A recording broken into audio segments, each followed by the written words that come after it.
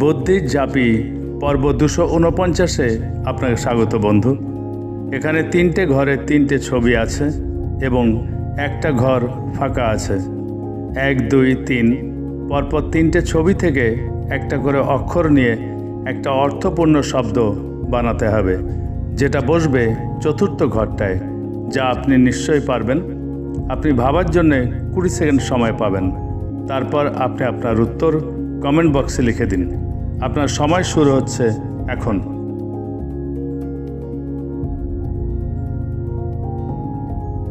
এইরকম আরও ধাঁধা পেতে আমার ফেসবুক প্রোফাইলটা ফলো দিয়ে রাখুন এবং আইবি ক্রিয়েশনস ইউটিউব চ্যানেলটা সাবস্ক্রাইব করে রাখুন।